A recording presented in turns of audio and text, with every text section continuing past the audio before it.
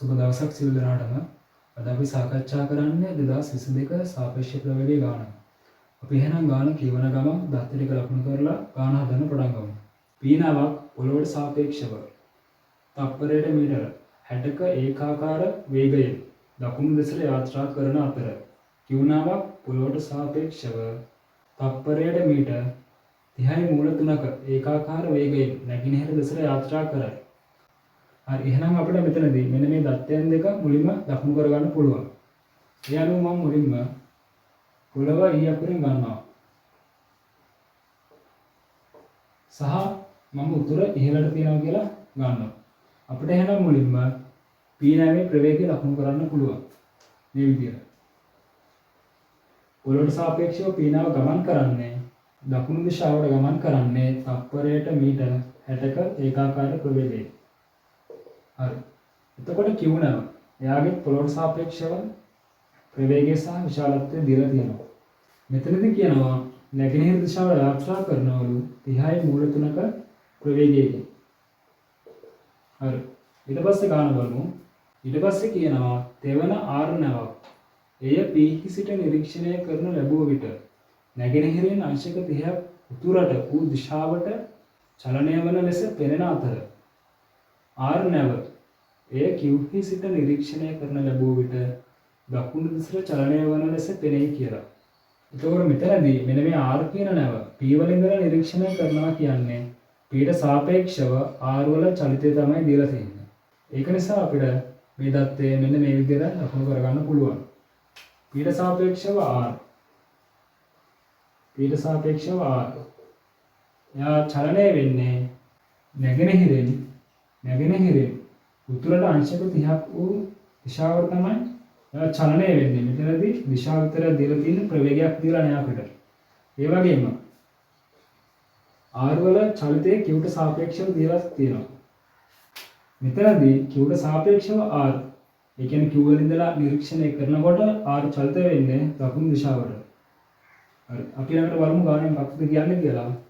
R නැව පොළොවට සාපේක්ෂව තප්පරයට මීටර 60ක වේගයෙන් නැගෙනහිරින් අංශක 30ක් දකුණට වූ දිශාවට චලනය වන බව පෙන්වන්න කියලා කියනවා. අපිට එහෙනම් මෙතනදී කරන්න තියෙන්නේ මෙන්න මේ දත්ත ටික පාවිච්චි කරලා පොළොවට සාපේක්ෂව R නැවේ චලිතය සඳහා සාපේක්ෂ ප්‍රවේග මූලධර්ම යොදලා එයාගේ ප්‍රවේගය සහ දිශාව හොයාගන්න. අපි එහෙනම් සාපේක්ෂ ප්‍රවේග මූලධර්මය යොදමු. පාඩද පොළොවට සාපේක්ෂව R සඳහා. පොළොවට සාපේක්ෂව R සඳහා. ඒවල මෙතනදී අපිට මෙතනදී අපිට චලිත වස්තුන් දෙකක් ඉන්නවා. එක්කෙනෙක් P සහ එක්කෙනෙක් Q. මුලින්ම අපිට කැමති එක්කෙනෙක් මෙතනදී පාවිච්චි කරන්න පුළුවන්. ඒ කියන්නේ අපිට තවත් චලිත සමීකරණයක් ලියන්න වෙනවා ප්‍රවේග ත්‍රිකෝණය අඳින්න නම්. ඒකට හේතුව තමයි ඒ කියන්නේ දැන් දිශාව සහ විශාලත්වය දන්න දත්තයන් දෙකක් තියෙනවා. ඊට අමතරව මෙන්න මේ දත්ත දෙකේම අපිට දිශාවන් විතරයි දීලා තියෙන්නේ. ඒක නිසා අපිට සාපේක්ෂ ප්‍රවේග මූලධර්මය දෙපාරක් දාන්න වෙනවා පොළොවට සාපේක්ෂව R සඳහා. ඒතකොට මම මුලින්ම මෙතනදී P ට සාපේක්ෂව R ලියනවා. ඊට පස්සේ මට ලියන්න පුළුවන් පොළොවට සාපේක්ෂව P සඳහා. එතකොට පොළොවට සාපේක්ෂව P වල අපි ප්‍රවේග විශාලත්වය සහ දිශාව දන්නවා. ඒකෙන් ඒවා බෙදලා අරගෙන ආගේ ප්‍රකාශනය දෙනවා.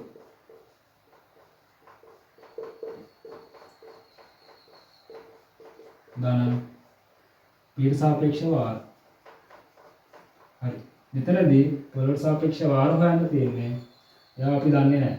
ඊට පස්සේ පොළොවට සාපේක්ෂව P ගමන් කරන්නේ දකුණට තප්පරයට මීටර 60ක ප්‍රවේගයකින්.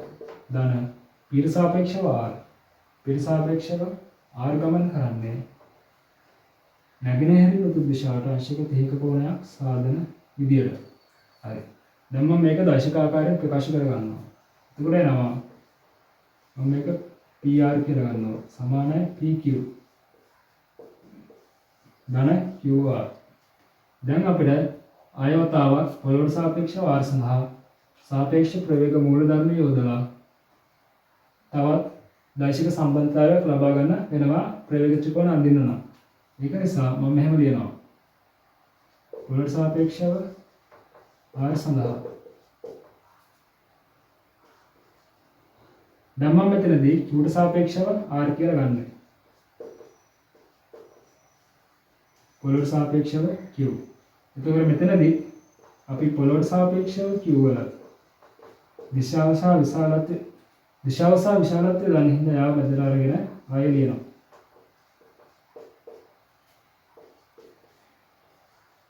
q ට සාපේක්ෂව r. එතකොට මෙතනදී පොළොවට සාපේක්ෂව q වල දිශාව පිටානේ නැගෙනහිර දිශාව. පෙළේ විශාලත්වය වෙන්නේ 30යි මූල 3 ධන. q ට සාපේක්ෂව r. q ට සාපේක්ෂව r වල දිශාව තියෙන්නේ දකුණු දිශාවට. දැන් මෙතනදී අපි දෛශිකාකාරයෙන් ප්‍රකාශ කරනකොට මෙතනදී පොළොවට සාපේක්ෂව r වල දෛශිකය අපි pr කියලා උඩගත්තේ. ඒකින්ද මෙතනදී ගන්න pr ම තමයි. pr සහ මෙතනදී අපිට ලියන්න පුළුවන් pq වෙනුවට වෙන අකුරක් දාලා මම මේක s කියලා ගන්නවා. ps දාන්න එතකොට මෙතන එන්නේ sr. දැන් අපිට පුළුවන් මෙන්න මේ දෛශික සම්බන්ධතා දෙක පාවිච්චි කරලා ප්‍රවේග ත්‍රිකෝණයක් නිර්මාණය කරන්න. එතකොට මම මුලින්ම මෙන්න මේ pq කියන එක නඳ ගන්නවා.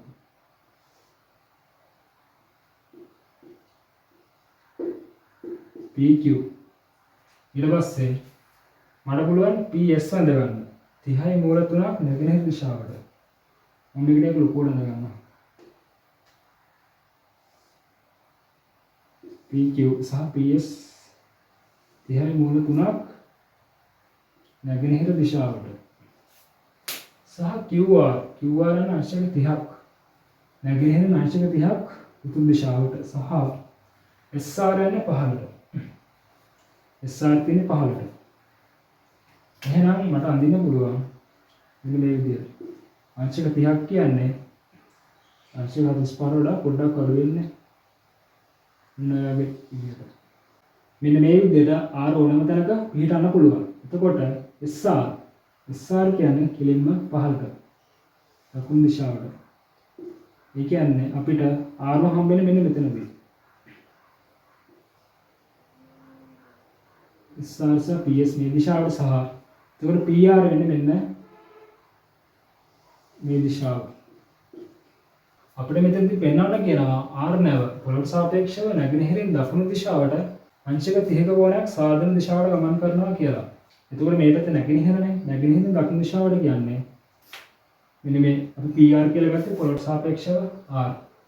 pr කියලා ගත්තේ පොළොවට සාපේක්ෂව r. එයා pr මේක. එතකොට එහෙනම් මෙන්න මේ කෝණය තමයි පොළොවට සාපේක්ෂව r නැවේ චලිත දිශාව නිරූපණය කරන්නේ. නැගෙනහිරින් දකුණු දිශාවට 30 කෝණයක් කියලා. හරි. එතකොට අපි මෙන්න මේ කෝණය ගන්න අංශක 30යි කියලා. එතකොට මේක අංශක මේ කෝණය අංශක 60යි. ඒ වගේම අපිට මෙන්න මේ ps වල විශාලත්වය 30යි මූල 3යි කියලා. 30යි මූල 3යි. එතකොට මෙන්න මේ විශාලත්වය මෙන්න මේ දුර මම මෙතනදී a අක්ෂරය ගන්නවා. a අකුර ගන්නවා. එතකොට ar වෙන්නේ 30යි මූල 3යි. මම මේක මෙතන ලියනවා. ar සමානයි 30යි මූල 3යි. එතකොට අපිට මෙන්න මේ aq හොයාගන්න පුළුවන් tan 60 වගේ සම්මුඛ පාදයේ බෙදීම බද්ධ පාදය. ඒ අනුව අපිට ලියන්න පුළුවන් tan 60 සමානයි සම්මුඛ පාදයේ වෙන්නේ ar බෙදීම බද්ධ පාදයේ වෙන්නේ aq. එතකොට tan 60 සමානයි මූල 3යි. සමානයි ar කියන්නේ 30යි මූල 3යි බෙදීම aq. එතකොට මම මෙතනදී aq කියලා එන්නේ 30යි. ඒ කියන්නේ මෙන්න මේ දිග වෙන්නේ 30යි. එහෙනම් මේ දිග වෙන්නේ 30යි. දැන් මම මෙතනදී මේ ප්‍රවේග ත්‍රිකෝණය අසමමිතික තමයි ඇඳලා තියෙන්නේ. ඒක ප්‍රශ්නයක් නෑ. අපි දත්ත හොයනකොට ඒක හරියට මෙවුවාම එක ගැටලුවක් වෙන්නේ නෑ. හරි. එතකොට අපිට දැන් හොයාගන්න ඕනේ මෙන්න මේ තීර කෝණය. ඒතකොට මෙන්න මේ කෝණයක් තීර ඒකාන්තර කෝණ. සහ අපිට දැන් PR හොයාගන්න පුළුවන් ඒකේ. දැන් අපිට මුලින්ම මෙන්න මේ තීරව හොයාගන්න පුළුවන්. කොහොමද? tan තීර සමානයි සම්මුඛ පාදයේ බෙදීම බද්ධ පාදයේ. සම්මුඛ පාදයේ 30යි. බෙදීම බද්ධ පාදයේ උනේ AR කියන්නේ 30යි මූල 3. ඒ අනුව 30 කැපිලා ඉන්නේ අපිට එක බෙදීම මූල 3යි කියලා. tan වල එක බෙදීම මූල තුන කියන්නේ අංශක 30යි. හරි. අපි අංශක 30 සමාන අංශක 30යි කියලා හොයාගත්තා. දැන් අපිට PR වල විශාලත්වය හොයාගන්න තියෙනවා.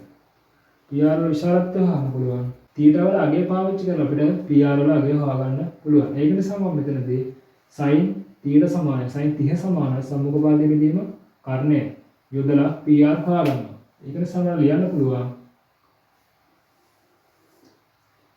sin 30 සමානයි සම්මුඛ පාදයේ 30යි. සම්මුඛ පාදයේ වෙන්නේ AP. තමයි PA කියලා ලියනවා. PA බෙදීම කර්ණය වෙන්නේ PR. එතකොට sin 30 කියන්නේ භාගයයි. PA වෙන්නේ 30යි.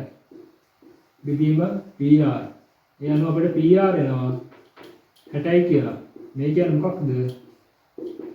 PR කියන්නේ පොළොවට සාපේක්ෂව R කියන නැවේ ප්‍රවේග විශාලත්වය. 60යි ms ඍණ 1. හරි. දැන් අපිට එහෙනම් කියන්න පුළුවන් R කියන නව පොළොවට සාපේක්ෂව නැගෙනහිරින් දකුණු දිශාවට අංශක 30ක කෝණයක් සාධන විදියට තප්පරයට මීටර් 60ක ප්‍රවේගයෙන් ගමන් කරනවා කියලා. ඒ වගේම මම මෙතනදී මෙන්න මේ QR සහ SR වල විශාලත්වයන් හොයාගෙන තියාගන්නවා ඊළඟ කොටසට ඕන වෙන හින්දා. දැන් මෙතනදී තිර කියන අංශක 30යිනේ. තිර කියන අංශක 30යි. හරි. එතකොට අපිට QR හොයාගන්න පුළුවන් කොහොමද? sin 60 සමානයි සම්මුඛ පාදයේ බෙදීම කර්ණය වගේ. මෙතන අංශක 90යිනේ. එහෙනම් sin 60 සමානයි සම්මුඛ පාදයේ කියන්නේ AR බෙදීම QR. sin 60 කියන්නේ මූල තුන බෙදීම 2 සමානයි. AR කියන්නේ 30යි මූල තුන. බෙදීම QR. ඒ අනුව අපිට QR එනවා 60යි කියලා. ms ඍණ 1. 60යි කියලා එනවා. මෙතන QR කියන්නේ p ට සාපේක්ෂව R වල ප්‍රවේග විශාලත්වය. ඒ වගේම අපිට SR හොයාගන්න පුළුවන්. SR මට ලියන්න පුළුවන් සම්මුඛ පාදයේ බෙදීම බද්ධ පාදයේ tan වලින් ලියන්න පුළුවන්. එතකොට මට SR එනවා 30යි මූල 3යි tan 30 කියලා. මේක සුළු කරාම එන්නේ 30යි මූල 3යි. ගුණ කිරීම එක බෙදීම මූල 3යි. ඒ කියන්නේ 30යි. ms ඍණ 1. මෙතනදී SR කියලා අපි ගත්තේ q ට සාපේක්ෂව r වල ප්‍රවේග විශාලත්වය.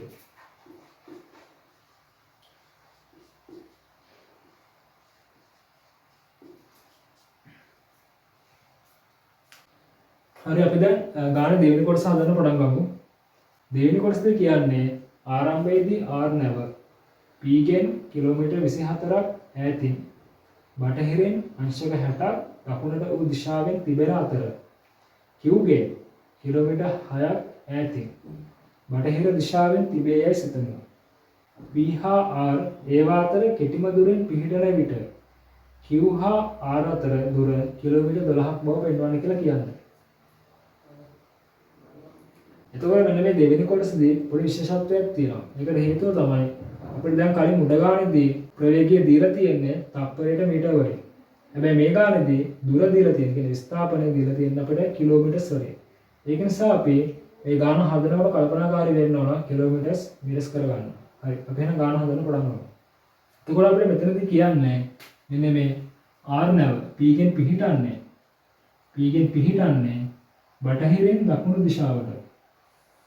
බටහිරින් දකුණු දිශාවට අංශක 60ක් සාධන විදියට කිලෝමීටර 24ක් ඒ කියන්නේ මීටර 24000ක් දුරින් කියලා.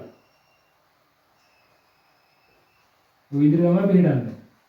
ඊට පස්සේ කියනවා q ගෙන් r නැව පිහිටන්නේ කිලෝමීටර 6ක් බටහිර දිශාවේ. එතකොට r නැව q ගෙන් බටහිරින් පිහිටන්න නම් ඒ කියන්නේ q මෙතන ඉන්නවා නම් බටහිර කියන්නේ මෙහෙනේ r මෙහෙ පිහිටන්න නම් q නැව පිහිටන්නවම නැගෙනහිර දිශාවෙන්. ඒ කියන්නේ මෙන්න මේ වගේ දිශාවකින් තමයි q නැව පිහිටන්නේ. ඒක කිලෝමීටර් 6ක් කියලා දීලා තියෙනවා. කිලෝමීටර් 6ක් කියලා දීලා තියෙනවා. එතකොට මෙන්න මේ දත්තයන් ගත්තාම මේ r වල පිහිටීම දීලා තියෙන්නේ p ට සාපේක්ෂව සහ q ට සාපේක්ෂව. කියන්නේ p ට සාපේක්ෂව මීටර 24000ක් දුරින් r පිහිටනවා සහ මෙතනදී q ට සාපේක්ෂව මීටර 6000ක් දුරින් තමයි පිහිටන්නේ. හරි. එහෙනම් අපිට ගානදී කියන්නේ මෙන්න මේ p සහ r අතර දුර අවම වන අවස්ථාවේදී q සහ r අතර දුර හොයන්න කියලා. හරි. එතකොට අපිට මෙතනදී මේක හදන්න ක්‍රම දෙකක් පාවිච්චි කරන්න පුළුවන්. පළවෙනි එක තමයි අපි මෙන්න මේ r වල චලිතය p ට සාපේක්ෂව r ගේ චලිත ප්‍රවේගය ඇසුරෙන් ප්‍රකාශ කරලා හොයන එක සහ නැත්නම් අපි පොළොවට සාපේක්ෂව r වල චලිතය සලකලා හොයන විදිය. මෙතනදී මම මුලින්ම r වල චලිතය p ට සහ q ට සාපේක්ෂව අරගෙන මේ ගාන හදනවා. එතකොට මෙතනදී මෙන්න මේ p ට සාපේක්ෂව r වල චලිතය තියෙන්නේ නැගෙනහිරෙන් උතුරට අංශක 30ක කෝණයක් සාධන දිශාවට සාධන දිශාවට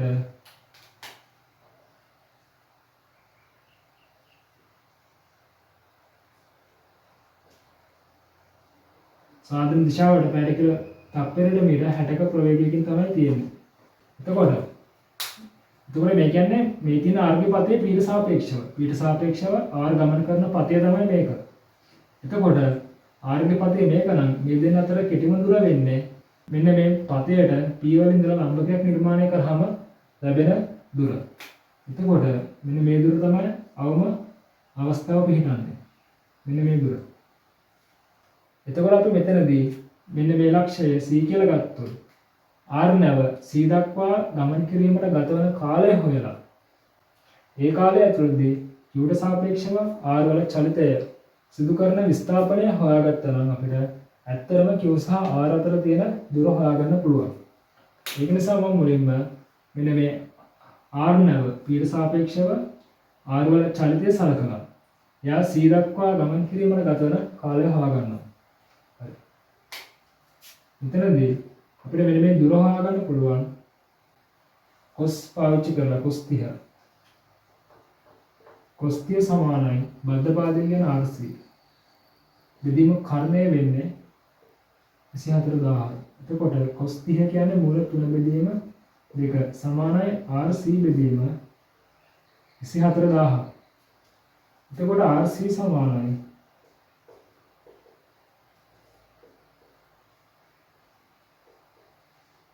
12000 මූල 3යි මීටර.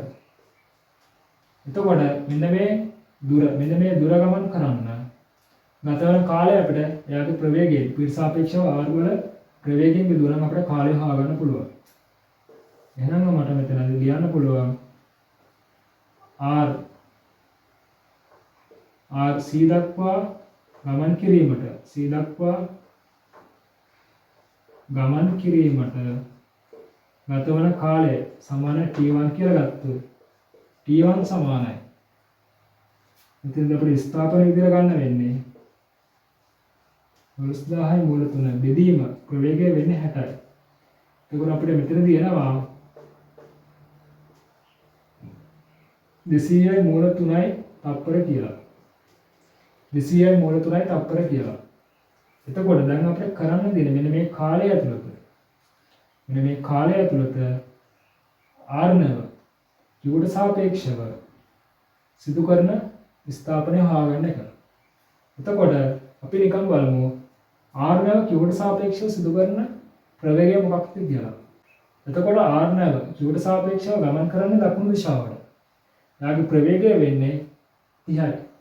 තප්පරයට මීටර 30ක ප්‍රවේගයෙන් එයා දකුණු දිශාවට තමයි ගමන් කරන්නේ. එතකොට මෙන්න මේ r නැව q ට සාපේක්ෂව ගමන් කරන්නේ දකුණු දිශාවට. ඒගාගේ විස්ථාපනය හොයාගන්න පුළුවන් q ට සාපේක්ෂව r වල ප්‍රවේගය කාලයෙන් මෙන්න මේ කාලයෙන් ගුණ කරනවා. ඒක නිසා මට ලියන්න පුළුවන් q ට සාපේක්ෂව r වල විස්ථාපනය සමානයි. එයාගේ ප්‍රවේගය වෙන්නේ 30. ගුණ කිරීම කාලය වෙන්නේ 200 මූල 3.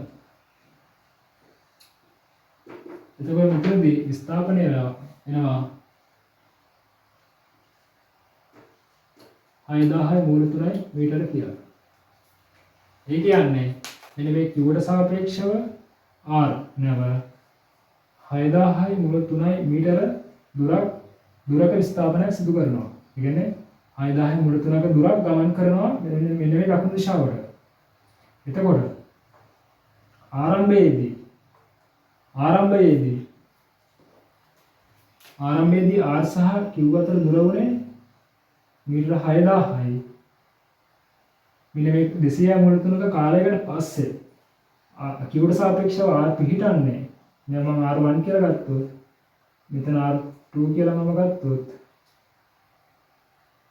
මෙන්න මේ විස්ථාපනය වෙනවා 6000යි මූල 3යි මීටර කියලා. එතකොට මෙන්න මේ q සහ r අතර දුර වෙන්නේ q සහ r අතර නව දුර වෙන්නේ මම යාව d කියලා ගත්තොත් එයා තමයි අපි හොයන්න ඕන. ඒ කියන්නේ මෙන්න මේ d තමයි q සහ r අතර ස්ථාපනය වෙන්නේ. අපිට යාව හොයාගන්න පුළුවන් පයිතගොරස් ප්‍රමේය දැම්මොත්. මොකද විද්‍යාංශක අනුව. හරි අපි පයිතගොරස් ප්‍රමේය දාලා d වල විශාලත්වය හොයාගමු. එයා වෙන්න ඕන කිලෝමීටර් 12. ඒ කියන්නේ මීටර 12000. මම එහෙනම් මෙතනදී පයිතගොරස් ප්‍රමේය භාවිතයෙන් කියලා දාලා භාවිතයෙන් QR1 සහ R2 කියන ත්‍රිකෝණය සලකනවා. එතකොට මම ලියන්න පුළුවන් d සමානයි වර්ගමූල ඇතුලේ මම මේක කිලෝමීටර්ස් වලින්ම ලියනවා. එතකොට එනවා 6 වර්ගය දාන 6යි මූල 3 වර්ගය කියලා. එතකොට එනවා d සමානයි 12යි කිලෝමීටර්ස් කියලා. මේ අපි මේ ගාන හැදුවේ මෙන්න මේ r වල චලිතය q ට සහ p ට සාපේක්ෂව සලකලා. අපිට ඒ වගේම මෙන්න මේ r වල චලිතය පොළොවට සාපේක්ෂව සලකලා හදන්න පුළුවන්. අපි ඒක ඒ විදිහට හදමු. මෙන්න මෙතනදී p සහ r අතර දුර අවම දුර වෙනකොට අපිට පෙන්වන්න තියෙන්නේ r සහ q අතර දුර කිලෝමීටර් 12ක් කියලා. හරි. ඒකවල කලින් වගේම අපිට කරන්න තියෙන්නේ මෙන්න මේ p සාපේක්ෂව r වල චලිතයේදී ඒ දෙන්න අතර පවතින ඒ දෙන්න අතර දුර අවම වෙන අවස්ථාවේදී r නැව මේ දක්වා ගමන් කිරීමට ගත වන කාලය හොයාගන්න. අපි ඒක කලින් හොයාගත්තා. r නැව c දක්වා ගමන් කිරීමට ගත වන කාලය ආවේ t සමානයි 200යි මූල 3යි තප්පර කියලා. හරි. එතකොට එහෙනම් අපිට දැන් මෙතනදී පොළොවට සාපේක්ෂව r වල චලිතය සලකන්න වෙනවා. පොළොවට සාපේක්ෂව r ගමන් කරේ මෙන්න මේ ප්‍රවේග ත්‍රිකෝණයේදී PR තමයි පොළොවට සාපේක්ෂව r උනේ. එයා නැගෙනහිරින් දකුණු දිශාවට අංශක 30ක වුණක් සාධන දිශාවට තමයි ගමන් කරේ. පොළොවට සාපේක්ෂව r. මෙන්න මේ දිශාවට. උන මේක අංශක 30යි. එතකොට මෙන්න මේ කාලය තුලදී පොළොවට සාපේක්ෂව r නැවේ චලිතය තුල එයා සිදු කරපු විස්ථාපනය වෙන්නේ කොච්චරක්ද? 200යි මූල 3 ගුණ කිරීම PR වල විශාලත්වය විතර අපිට ආවේ 60යි කියලා. 60යි. එතකොට මේක සුළු කරාම අපිට එනවා මීටර 12000යි කියලා. හරි. ඒ කාලය තුලදී පොළොවට සාපේක්ෂව Q සිදු කරපු විස්ථාපනය වෙන්නේ කොච්චරක්ද? අපි ඒක හොයාගමු. මම මේක Q1 සහ මෙතන Q2 කියලා ගන්නවා. සහ මෙයාව R1 සහ R2 කියලා ගන්නවා. එතකොට මෙන්න මෙතනදී Q සිදු කරපු විස්ථාපනය වෙන්නේ පොළොවට සාපේක්ෂව Q වල පෙළක විශාලත්වය 30යි මූල 3. 30යි මූල 3 ගුණ කිරීම 200යි මූල 3. මේක සුළු කරාම අපිට එනවා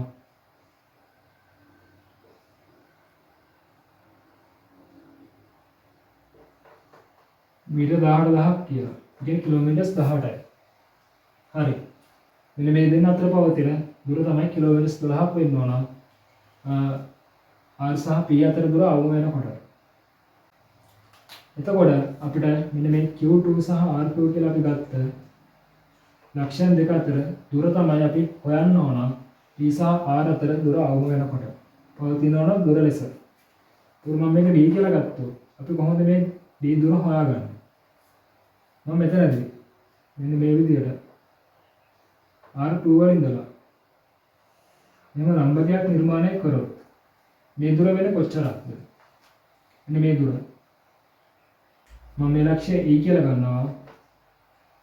එතකොට ER2 දුර වෙන්නේ සම්මුඛ පාදය සහ කර්ණය. sin 30 සමානයි සම්මුඛ පාදයේ කර්ණය. sin 30 සමානයි සම්මුඛ පාදයේ ER2 විදිහම කර්ණය වෙන්නේ 12000යි මූල 3යි. එතකොට අපිට ER2 වල විශාලත්වය වෙනවා 6000යි මූල 3යි කියලා.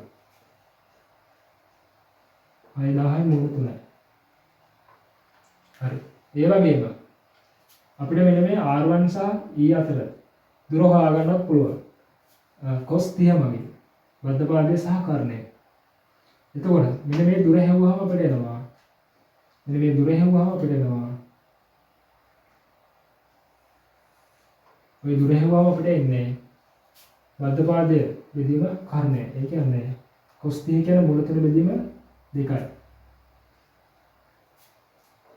මූල 3 බෙදීම 2 වන කිරීම. කර්ණය වෙන්නේ 12000යි මූල 3යි මීටර. එතකොට මෙතනදී ආයෙනවා කිලෝමීටර් 18ක් කියලා. ඒ කියන්නේ මීටර 18000යි. මීටර 18000යි. මේ දුර මීටර 18000 නම් මේ දුර කොච්චරද? දැන් මෙතනදී කලින් තිබ්බේ මෙතනදී R1 සහ Q අතර දුර වුණේ කිලෝමීටර් 6යි. කිලෝමීටර් 6යි. එතකොට මෙන්න මේ මුළු දුර වෙන්නේ මේ දෙන්න අතර පවතින මුළු දුර වෙන්නේ කිලෝමීටර් 24යි. එහෙනම් මේ දුර කිලෝමීටර් 18ක් කියන්නේ මේ දුර වෙන්නේ කිලෝමීටර් 6යි. ඒ කියන්නේ මීටර 6000.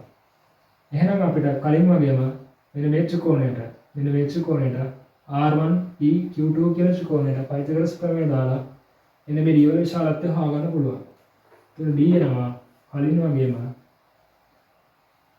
6 වර්ගය දාලා 6යි මූල 3 වර්ගය කියලා.